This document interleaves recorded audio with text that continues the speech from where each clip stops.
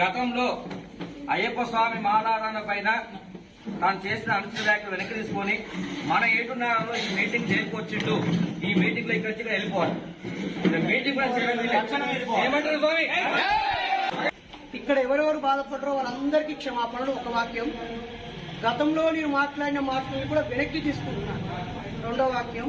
మూడోది, దానికి నాకు శిక్ష పడింది, జైలుకు వెళ్ళొచ్చాను, 2,60,000 నష్టపోయాను, 3 రాష్ట్రాల్లో కేసులయ్యాయి, 1,200 పోలీస్ స్టేషన్లో కేసులు భరించాను, నా భార్య పిల్లకి దూరంగా ఉన్నాను.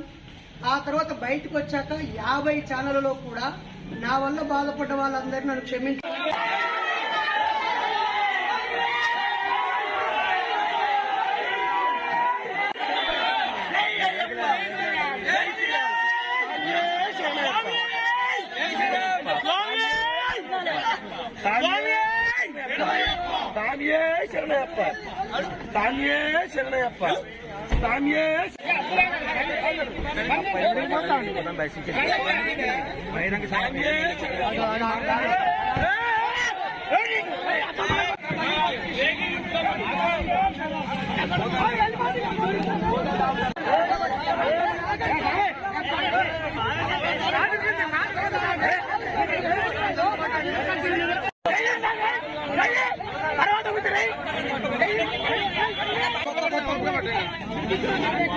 ఎందుకు పోతుకున్నా? ఎందుకు ఇప్పుడు ఈ సాయంత్రం ఎవరు బాధ్యత?